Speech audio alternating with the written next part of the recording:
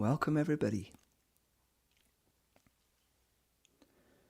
Our wisdom awakens, our memory returns. Within these open hearts, a sacred fire burns. And the way is simple, the way is clear, the way is humble, the way is here. May the fountain within my being be ever flowing, pure life-giving to all. And may the fragrance blossoming from my soul be softening, enlightening the hearts of all.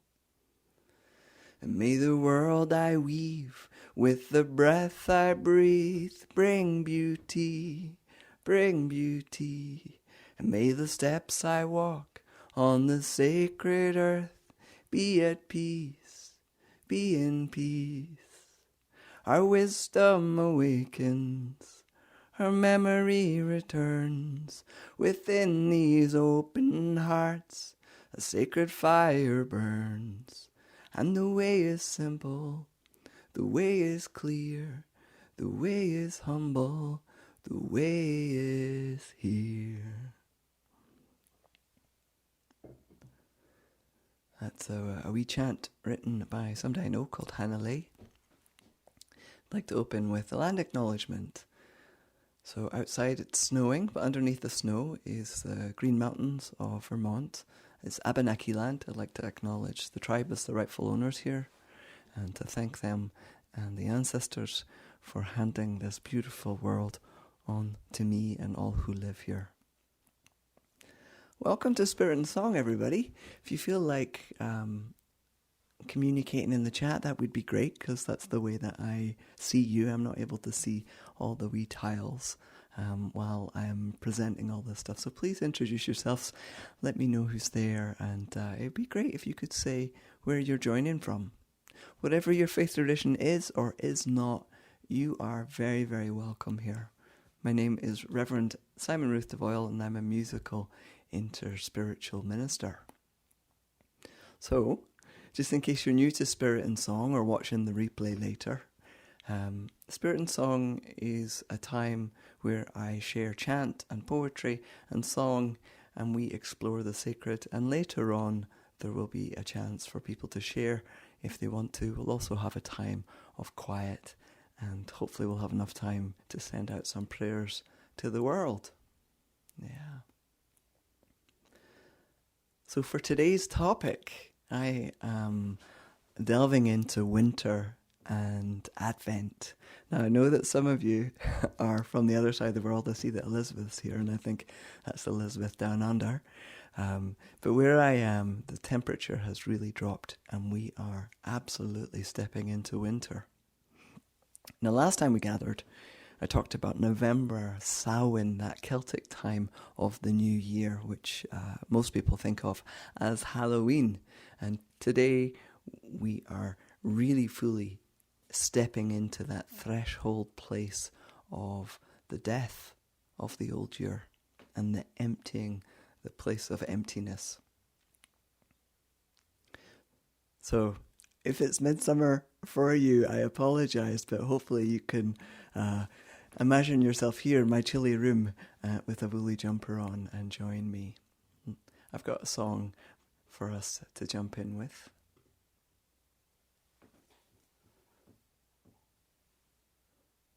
Though my soul may set in darkness, it will rise in perfect light. I have loved the stars too fondly to be fearful of the night. Fearful of the night. Though my soul may set in darkness, it will rise in perfect light.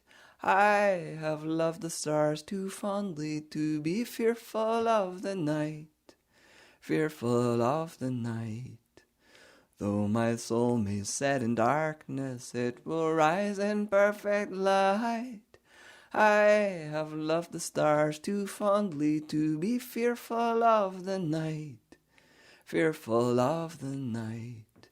Though my soul may set in darkness, it will rise in perfect light.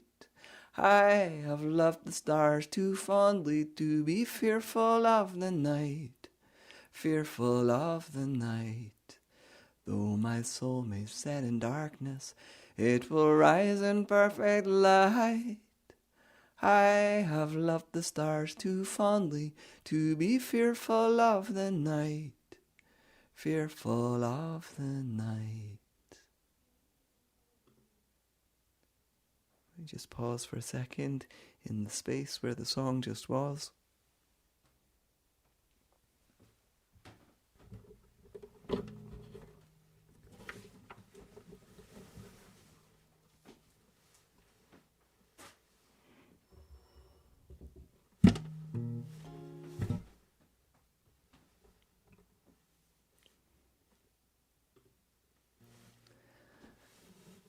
I've got this beautiful setting of Vivaldi's winter theme into poetry. The poem is by David Densmore, and his wife Susan Osborne came up with this poetry and Vivaldi combination.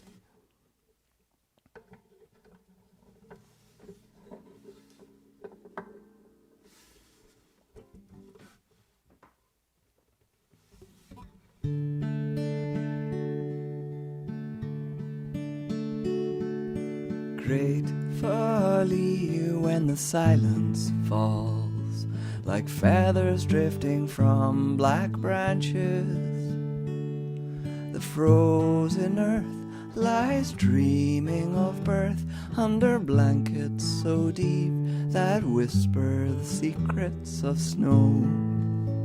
There is no time, there is no time, there is no time. There is no time. I leave the world of worried thought behind and dream.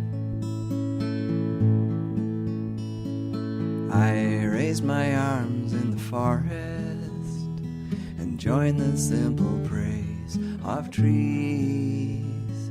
How blessed we are to know this. Surrender and rest. Dark winter's caress, the silent gift of peace. I leave the world of worried thought behind me and find the one who watches there inside me and brings this gift of peace.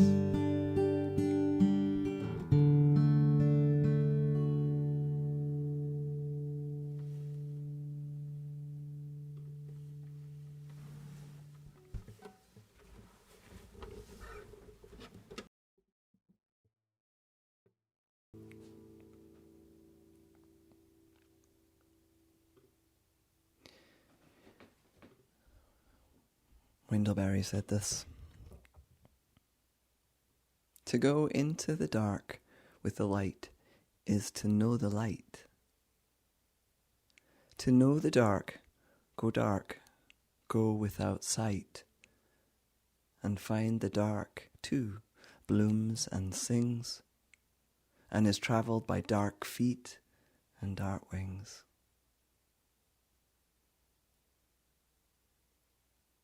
To go into the dark with the light is to know the light. To know the dark, go without sight, and find that the dark too blooms and sings, and is travelled by dark feet and dark wings.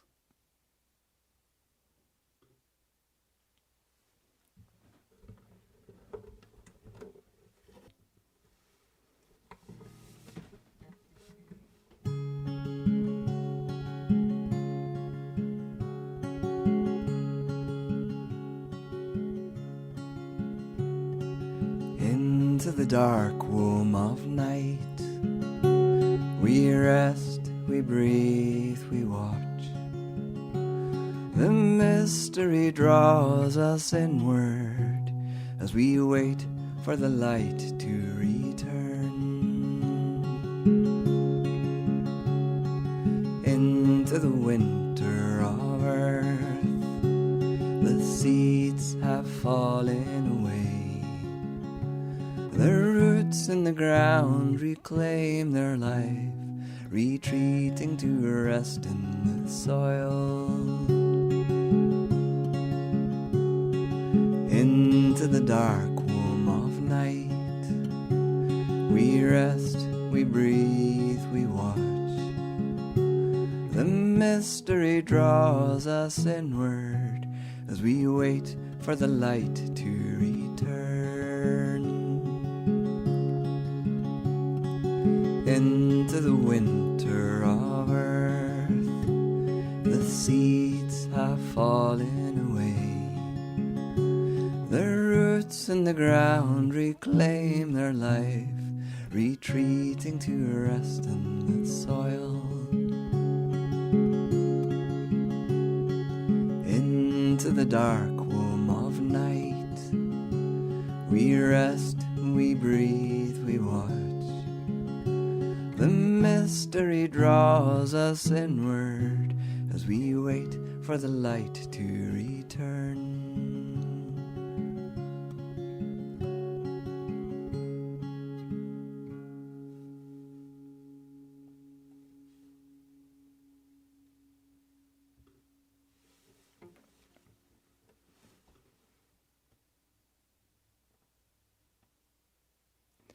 For me, there's both deep and expansive time in this place of winter that song was just singing about. There's deep peace and a deepening into a time beyond this time. But I also want to name that there's discomfort and grief, because what we're singing about here, what we're exploring this evening, this place of emptiness and unknown, is actually very uncomfortable for us as humans, and we tend to experience it as thorns and not the blooming petals of the rose.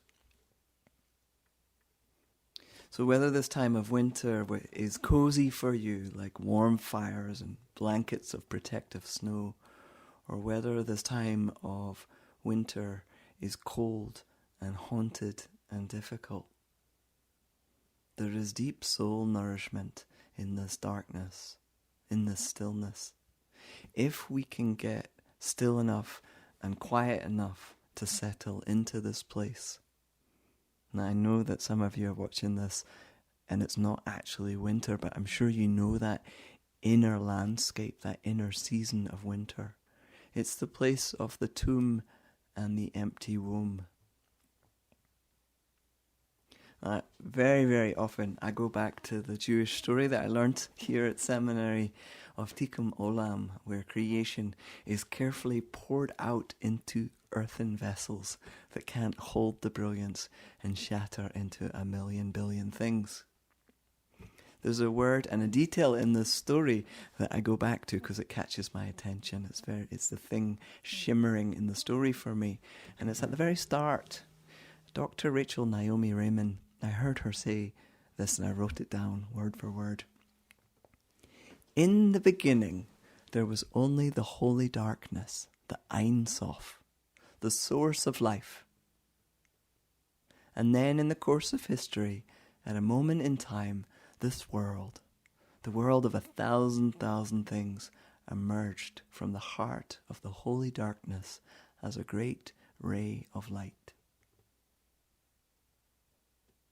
I love creation stories, but this one for me takes a biscuit. And the reason is, in the beginning, there was only the holy darkness, the Ein Sof, the source of life. I'd never heard about the Ein Sof before because I didn't grow up exposed to wonderful Jewish wisdom. But as soon as I heard about this, and it was through Tikkun Olam that I learnt about this place of holy darkness, I thought that's the place that we would talk about. When I lived in the Abbey on Iona, we would talk about the tomb and the womb, but they are just the thresholds into this place that I am sure is our true home, where we came from. And I want to see beyond the thresholds into that uncreated world. I think we all do. But I also think that this is the reason that I love winter so much. It's the closest I can get in this earthly world with guitars and weather and woolly jumpers to that uncreated holy darkness.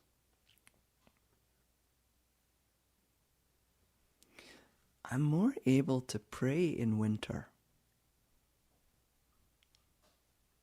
There's a deep peace and a soul quiet that I find when I am in the cold place. If I'm sitting down with 2-foot-long icicles by some rocks with frozen moss, and I have some little Hanukkah candles with prayers for people in the snow, that is my most holy chapel.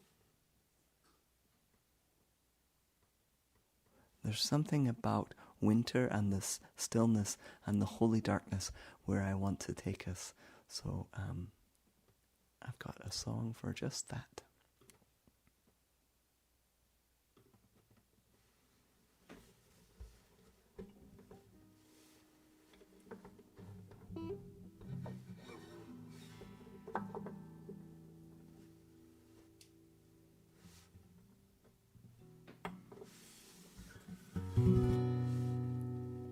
Though oceans roar, you are the Lord of all, the one who calms the wind and makes my heart be still.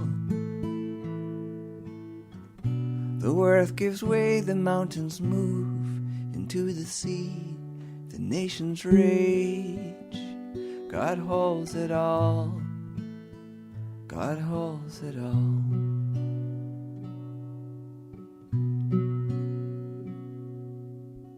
Be still and know that I am God.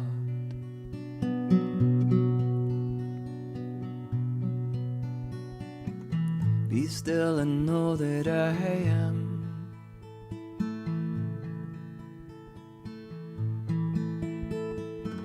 Be still and know that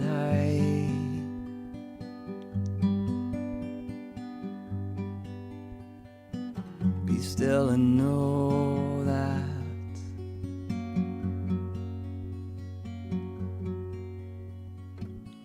Be still and know.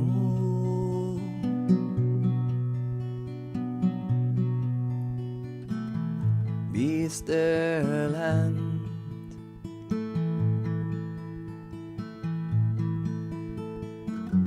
be still.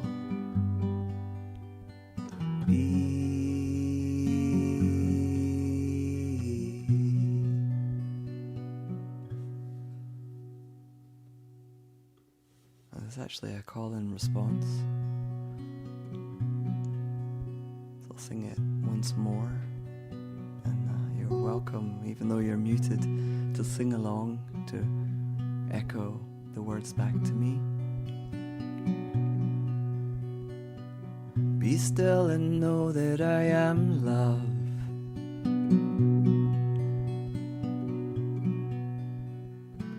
Be still and know that I am.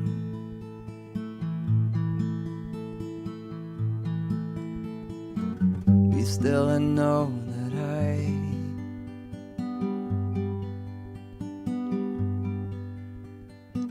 Be still and know that.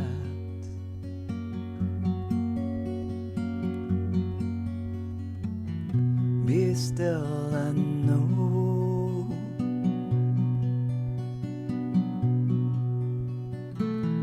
Be still and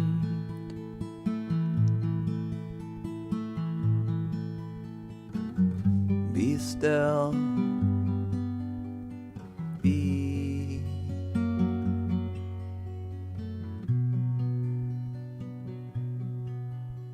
Invite us to place our hands on our heart center and just to rest in quiet for a few minutes now.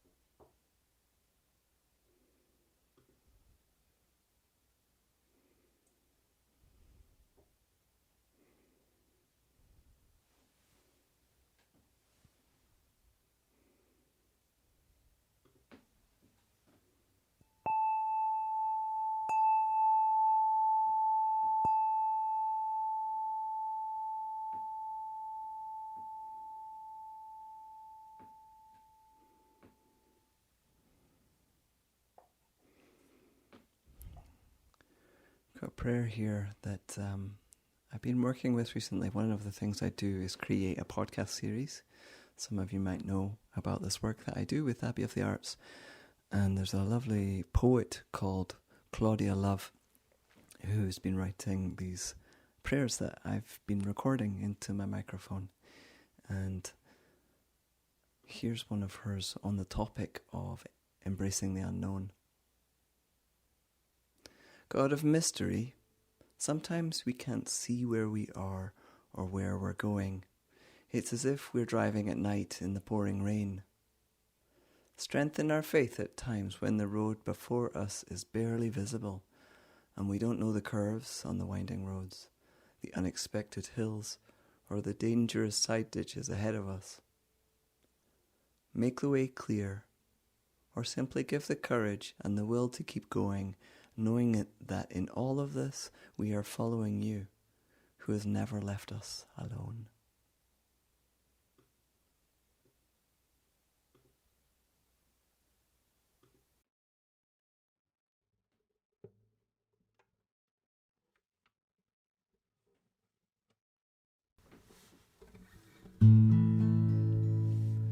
Within our darkest night, you kindle a fire that never dies away, never dies away. Within our darkest night, you kindle a fire that never dies away, never dies away. Within our darkest night, you kindle a fire that never dies away, never dies away. Within our darkest night, you kindle a fire that never dies away, never dies away. Within our darkest night, you kindle a fire that never dies away, never dies away. Within our darkest night, you kindle a fire that never dies away, never dies away. Within our darkest night, you kindle a fire that never dies away, never dies away. Within our darkest night, you kindle a fire that never dies away, never dies away. Within our darkest night, you kindle a fire that never dies away, never dies away. Within our darkest night, you kindle a fire that never dies away, never dies away. Within our darkest night, you kindle a fire that never dies away, never dies away. Within our darkest night, you kindle a fire that never dies away, never dies away.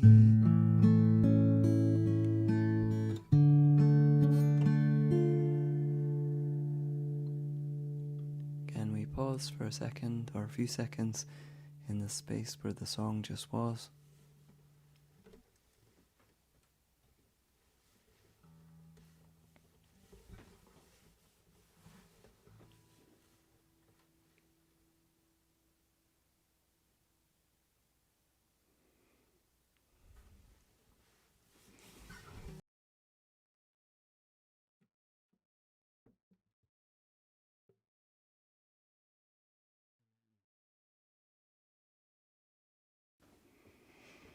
So I want you to imagine that you're all bundled up in snow gear and I'm taking you into the forest. I know that some of you might have mobility issues, but in your imagination with me, you're able to make it across the frozen, slippy, foot-deep snow to this little alcove in the rocks with frozen moss and icicles, huge icicles and little ones as well. And into this place where I'm saying my prayers for people, where this is, for whatever reason, the winter and the direction of the north, allow me to see God in nature in a way that is almost timeless. I think it's to do with the fact that life is frozen. Sometimes things like moths go into hibernation, and there's time within time. You know, we experience that with grief. All of a sudden, time changes, and a year or 2 years or however long, time is completely different from the rest of our lives. So here we are. We're in the snow. You're all bundled up and nice and warm with scarves and hats, and there's nobody else around. What are the qualities that you think you would experience here at my altar with me? What does winter and this place of holy darkness hold for you? Now, you're welcome to unmute. There's only a very few of us here. I know you all. So you're welcome to type in the chat if you want. Or unmute if you want to tell me what winter, the blessing, or if it's not a blessing for you, if it's makes your arthritis worse and is not a comfortable space, feel free to say that too.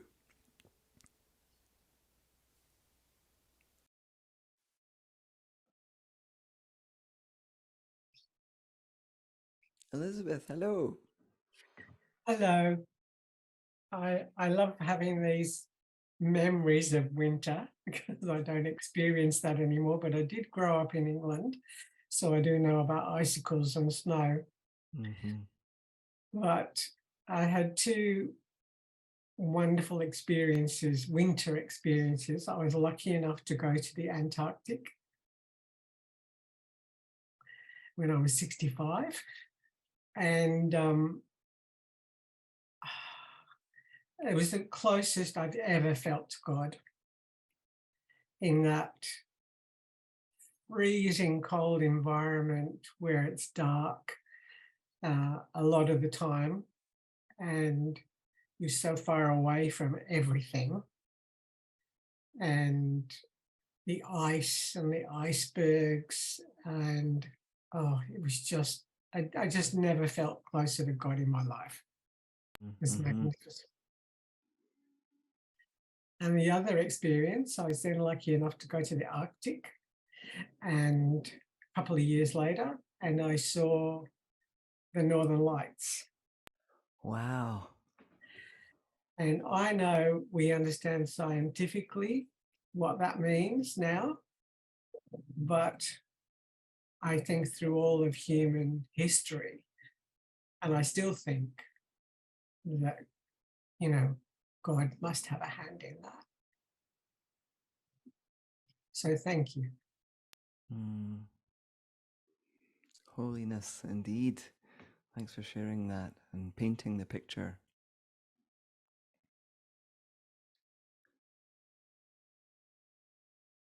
Does anybody else want to share what winter holds for them, whether it's a comforting and awe-inspiring place that we just heard Elizabeth share, or whether it doesn't feel like it's not a season that is holy for you. You prefer autumn or the first crocuses of the year.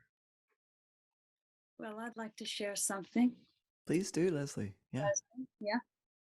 I am 68 now.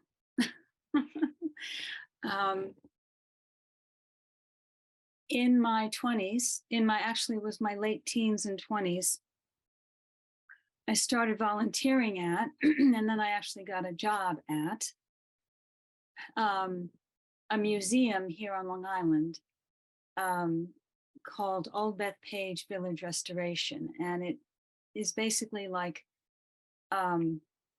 it's a restored 19th century village, as it would have been on Long Island. And we dressed in costume and we did the activities, and it really was a wonderful decade of my life. One of the things that I learned, because it was a farming area, and one of the things that I learned about that period of history, which I could really relate to, it was the 70s, and we were still, it was before cell, before answering machines, before all computer, everything. Fall was a time of harvest, bringing in fullness. And then after that, there was preparation for and immersion in repair of equipment, awareness of what needed to be done, planning for the next season. Food was, you couldn't fool around. There were no grocery stores in the way that we know them today. And I really related very much to that because it was all about survival and truly blessing everything that would come. And it all depended on what your intention was and what the work was and how much you were able to put into it. And if someone fell ill or if something happened, God forbid, your neighbors would know about it and your neighbors would be there. No discussion, no anything. And everybody would chip in for everybody else. Community was very close. And in the following decade, I became licensed in massage therapy in order that I could practice a body work based on acupuncture medical theory and philosophy called amatherapy. We use our hands instead of needles. We use moxibustion instead of needles. And one of the main principles is that of yin and yang, yin and yang. When we go to sleep, we really do need to follow day and night. And when we go to sleep, that is the greatest time of repair the body needs and has. And our world is so daylight oriented. If we don't have the sun, we turn on the lights. And eating, even in the cycle of what they call tides, eating dinner past 6:30 at night, that's a time in the 24-hour cycle of the day when digestion, stomach energy, spleen energy is actually at its weakest point. That is when it needs to rest. It is at its strongest at 8, 9 in the morning. And it's amazing because in past generations, that was their biggest meal of the day, usually because they had to get their fuel to go out and do very physical things. So it all became relational to me. Now I'm 68, and my life, the last decade or two, there has been turmoil and difficulty and a great deal of loss. And I must tell you, Simon, your statement just a few minutes ago about grief, and actually this whole theme tonight about darkness and embracing the darkness, I have just discovered in the last 48 hours a completely something that has been buried for a long time. So I'm appreciating this very much. But I'm wondering now what there is left for me to do. What is there left for me to do? And so I'm in this sort of shadow period of time. And knowing shadow to be a blessing, there's always light, yin and yang. There, in the darkest night sky, there is the moon somewhere. Even if you don't see it, it is there. Yeah, she's there. Mm-hmm. Yeah. So Oh, I, thank you. I really feel heard and seen, and what you shared is so much about what this place of winter opens up in me. So thank you for that. Thank you. Thank you so much. And blessings on you. It's before we move on, I want to say how uncomfortable this place is. This unknowing. We sometimes share spiritual teachings with a hindsight perspective that we actually don't have in life. We never get to the end. We never get to the hindsight perspective while we're alive. And to know that it's soul rich and soul nourishing. So thank you. can I just check in whether Gail was, I saw that you unmuted. Did you want to share something, Gail?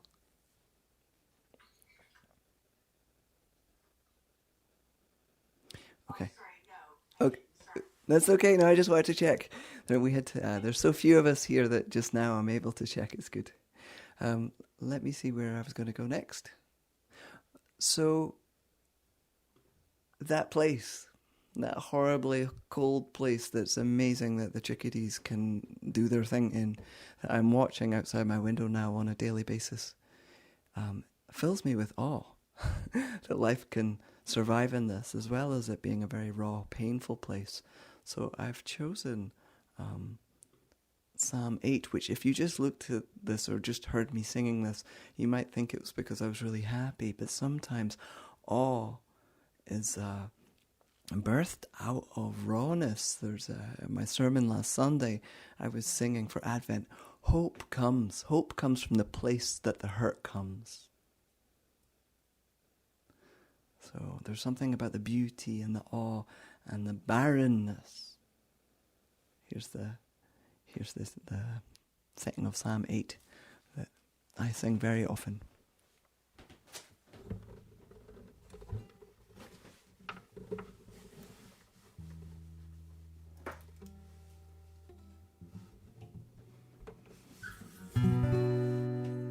Many named one beyond imagining, when I contemplate the night sky, the cosmos which all unfolded from a speck, galaxies, stars, this beautiful earth. Who are you, we humans, that you attend to us? Mere mortals in our tiny corner, and you love us. We are life come to knowing and feeling. The whole world is in our hands. Plants and animals, oceans and ice caps, rainforest, atmosphere and ecosystem. Touch our hearts, O God, make us worthy of this trust. Help us care for life on this beautiful earth. Amen.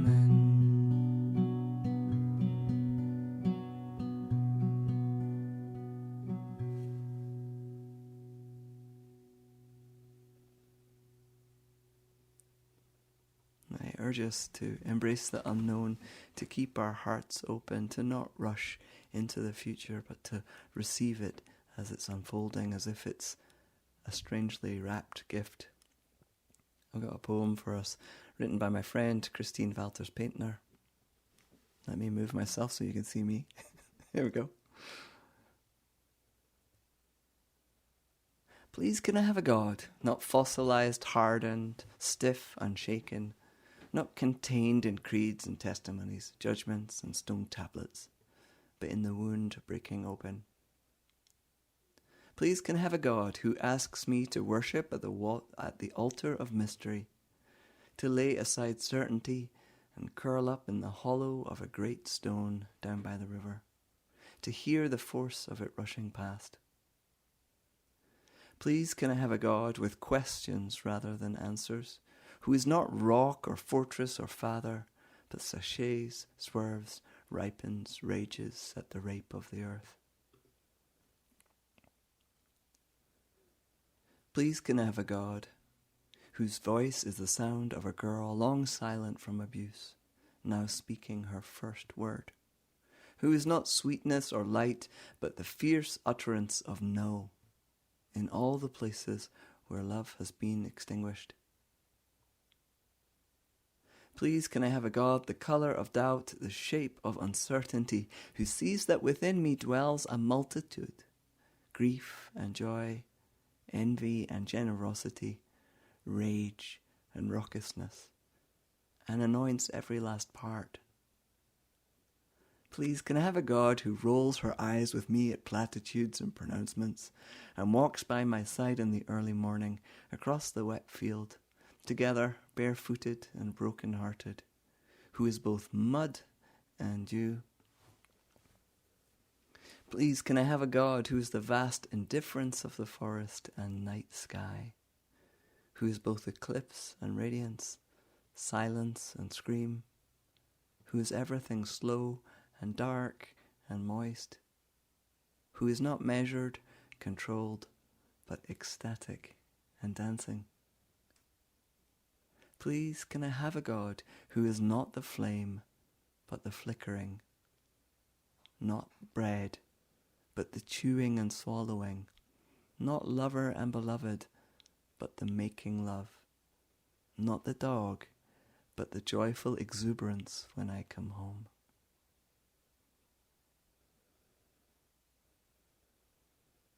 Let's sing about this.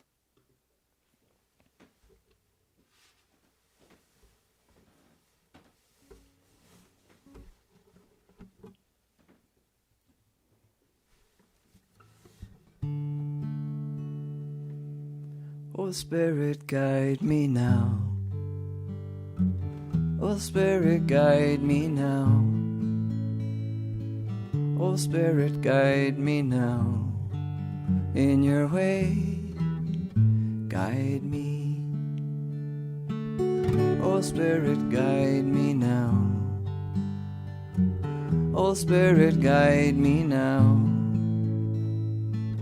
Oh Spirit, guide me now.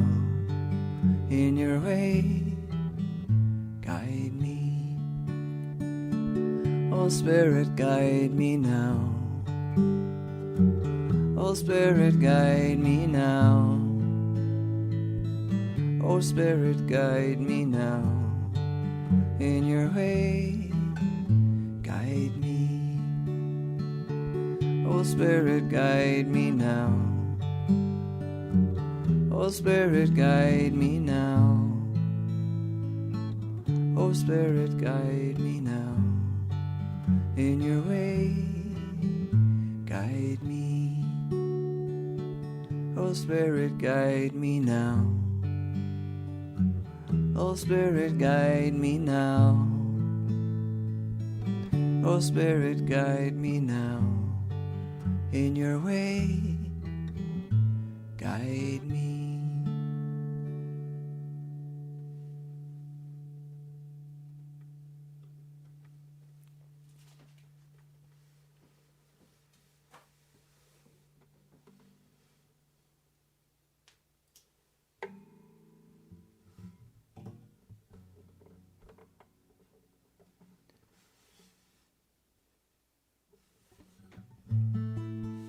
Beyond ideas of right and wrong doing, there is a field, a singing field. I'll meet you there. I'll meet you there. I'll meet you there. Beyond ideas of right and wrong doing, there is a field, a singing field. I'll meet you there.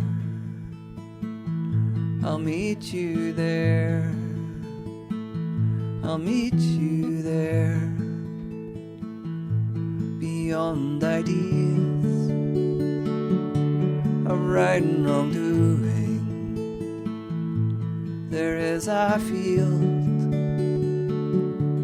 a singing field. I'll meet you there. I'll meet you there. I'll meet you there. Beyond ideas of right and wrong doing, there is a field, a singing field. I'll meet you there.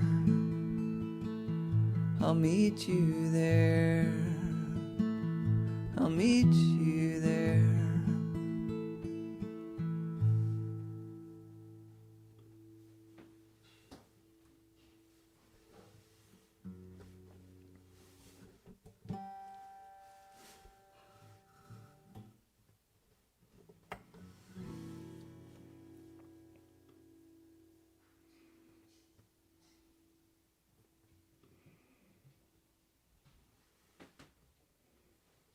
Amen.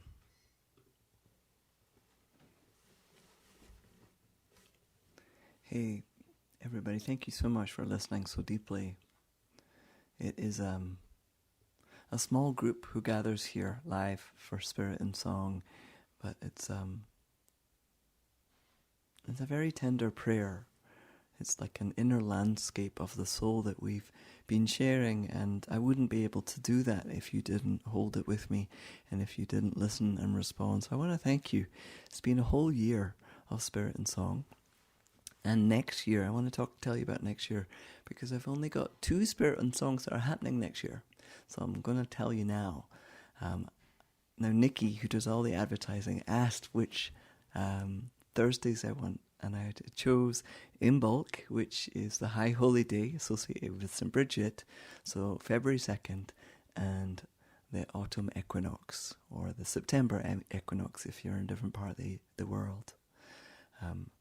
I am doing a workshop with Christine Valters-Paintner, whose amazing poem I just read out, and that is in April. That's with One Spirit. I will copy that and paste that in the chat, and maybe David can put that in the YouTube video description.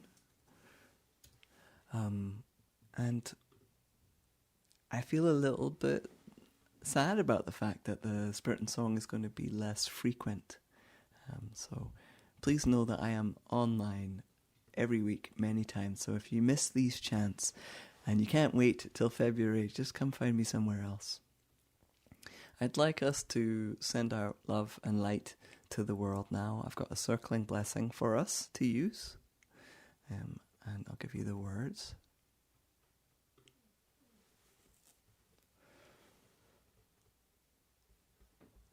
So I invite you to think about whatever is tender or holy in your heart.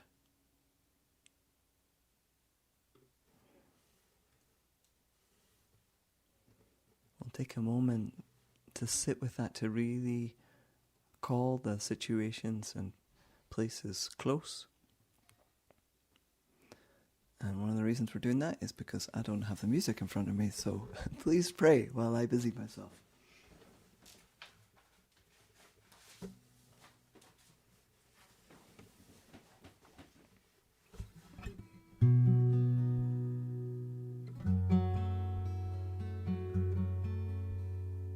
This is an ancient Irish prayer. We used to sing an adaptation of it in the Abbey on Iona.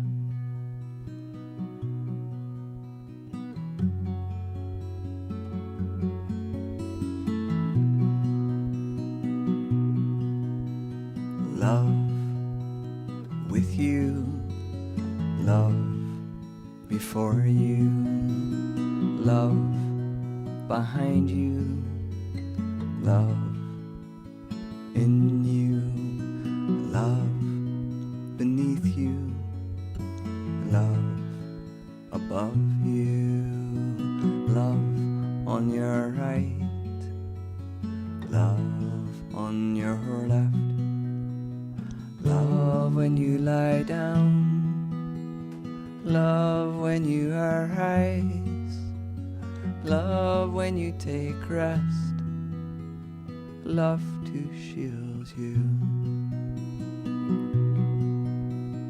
love with you, love before you, love behind you, love in you, love beneath you, love above you, love on your right, love on your left, love when you lie down, love when you arise, love when you take rest, love to shield you.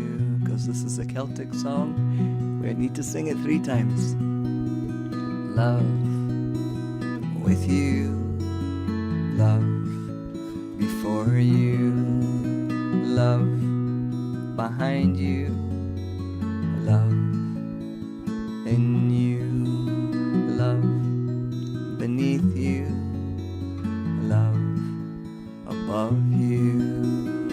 love on your right, love on your left, love when you lie down, love when you arise, love when you take rest, love to shield you,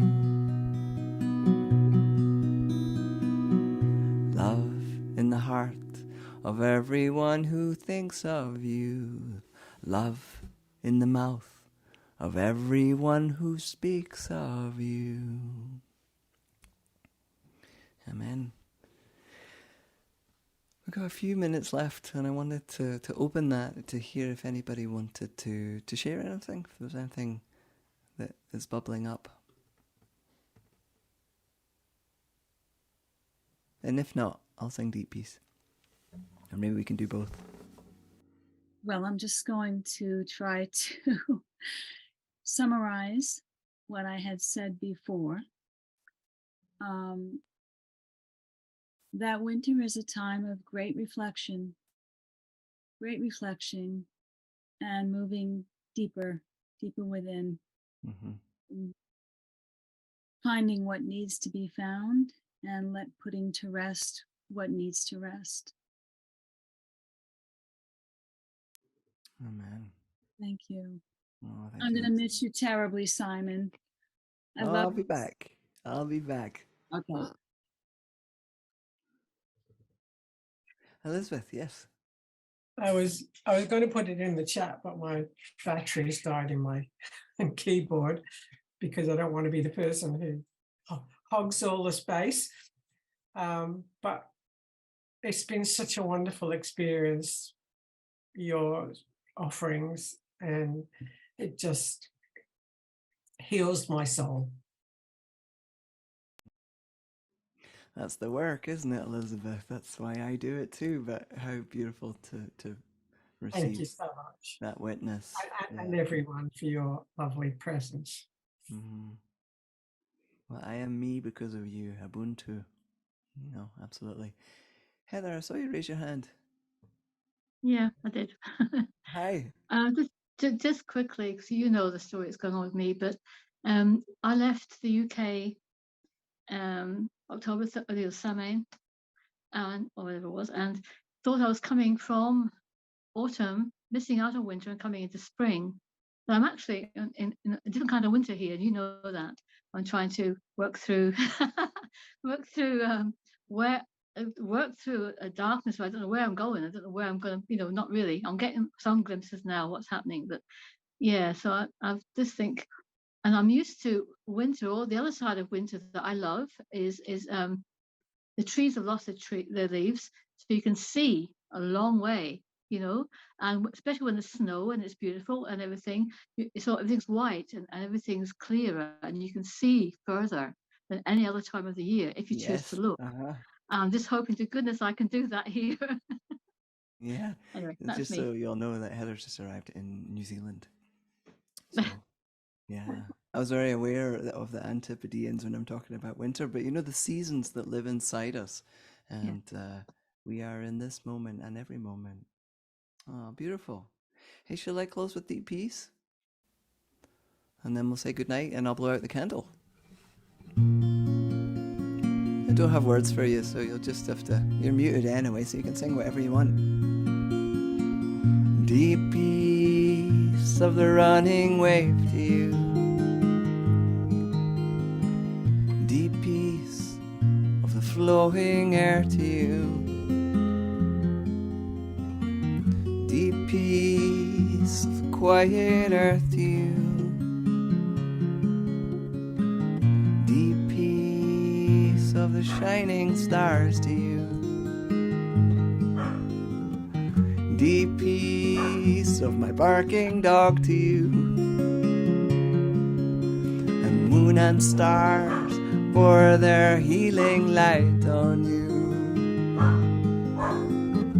La la la la la la la la la la la la la la. La la.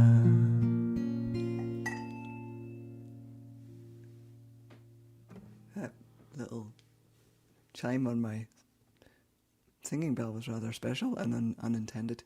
All right. You who witness our darkest place, let in your light. You who witness our greatest fear, let in your peace. You who witness our most bitter shame, let in your word of grace. You who witness our oldest grudge, let in your forgiveness. You who witness our deepest anger, let it out. You who witness our loneliest moment, let in your presence. You who witness our truest self, our all, let in your wholeness. Amen.